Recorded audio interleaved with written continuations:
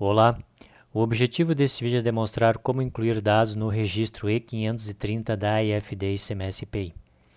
Então, a recomendação antes do usuário seguir as orientações da rotina referente à inclusão do E530 é que acesse o guia prático da IFD ICMS-PI e faça um amplo estudo sobre todos os detalhes técnicos referente à inclusão dos dados em cada um dos campos do registro E530. E lembrando que se o indicador de origem for por documento fiscal, que é o 3, tem que também incluir o E531, que será objeto de outro vídeo. Então, após o usuário realizar amplo estudo sobre todos os detalhes técnicos, né, todas as validações, os dados que devem ser preenchidos em cada um dos campos do registro E530, a recomendação é que acesse o sistema EMEA e no módulo Editor Plus clique em Selecionar Arquivos. E aqui um ponto importante, o usuário, se a opção for de inserir os dados no registro E530 somente em uma competência, o usuário deve marcar aquela competência específica. Agora, se forem várias, seleciona todos os arquivos da IFD ICMS-PI. Clique em Selecionar e após o próximo passo, ao clicar em Prêmio, IFD ICMS-PI, Inclusão, Base Tabela de Referência, e clicar 2 vezes na rotina E530 e seguir as orientações que estão aqui descritas, né, na aba Descrição. É importante destacar, né, que o usuário tem que ler atentamente cada uma das observações, especialmente os procedimentos. Então, a primeira etapa aqui é baixar a tabela por Excel e depois acessar ela no Excel e incluir os dados em cada um dos campos. Lembrando que o Excel tem o problema dos zeros, né, que ele tira os zeros da frente, então é importante formatar o CNPJ e os campos CNPJ e data inicial, formatar como texto, porque dessa forma, se informar zeros, se o seu CNPJ tiver zeros na frente, não vai tirar o zero. A mesma coisa aqui também para a data, se colocar aqui, por exemplo, 01/01/2021, o Excel vai manter. Se não estiver como texto, ele vai tirar e aí vai ficar errado. Por quê? Porque a data, o campo DTIN, tem que seguir exatamente a estrutura, né, ou seja, a formatação definido no registro 0000 da IFD ICMS-PI, campo DTIN. Né? Então, vamos olhar aqui o campo 4. O que diz o campo 4? Que deve ser informado dia, mês e ano, ó, dessa forma, sem nenhuma formatação, sem máscara, sem nada. Então, é importante que o usuário fique atento a esses detalhes.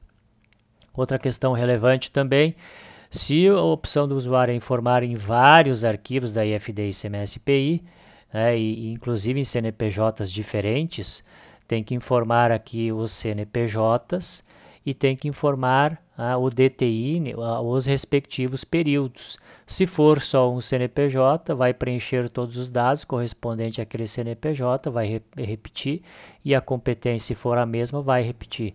Do contrário, o usuário deve informar cada um do CNPJ, as respectivas competências e também os respectivos dados de cada CNPJ e de cada competência. Então, é importante que o usuário fique atento a esses detalhes. Né?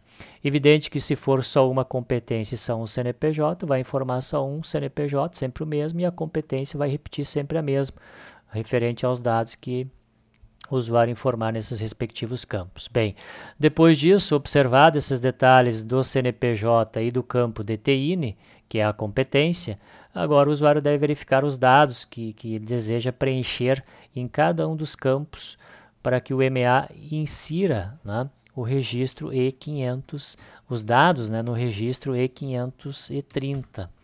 Então é importante que o usuário faça o que agora? Faça justamente como eu ensinei anteriormente, uma análise, um estudo de cada campo. Então, o que deve ser informado no IN de ajuste? 0 ou 1. Depois, o valor, o código de ajuste, o usuário deve informar o código de ajuste da apuração.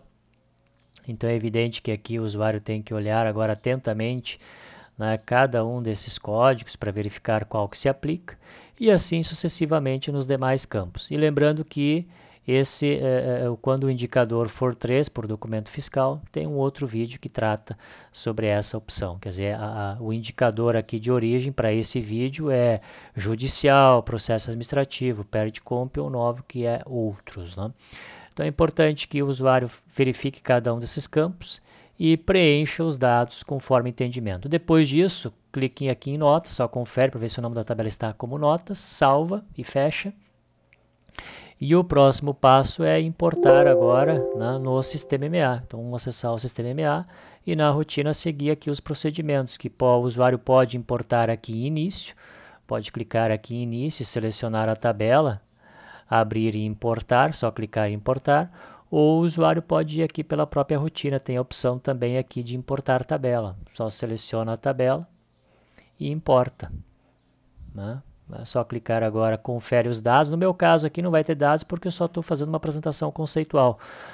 Mas aqui, se o usuário adicionar, vai aparecer todos os dados aqui que ele adicionou lá na tabela notas. É só clicar em importar.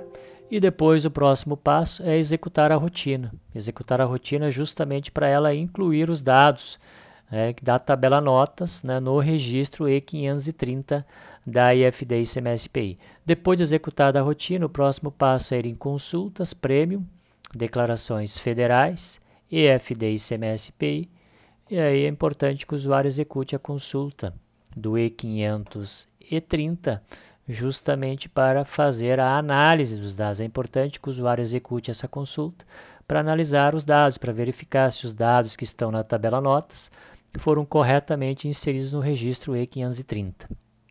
Lembrando que, se o usuário seguir todos os procedimentos que estão aqui informados na rotina e preencher conforme o guia prático da IFD ICMS-PI e importar a tabela notas para o sistema, ao executar a rotina, o MA vai adicionar corretamente os dados. Então, o ponto central está justamente o usuário analisar os dados que devem ser inseridos, né, dentro de cada um dos campos, né? E também, evidentemente, que é importante que o usuário fique atento a todas as validações que tem em cada um dos campos. É importante justamente para que a tabela nota seja preenchida corretamente. Bem, depois de executar todos os procedimentos que eu mencionei, está concluído a inclusão do registro E530 na IFD ICMS-PI.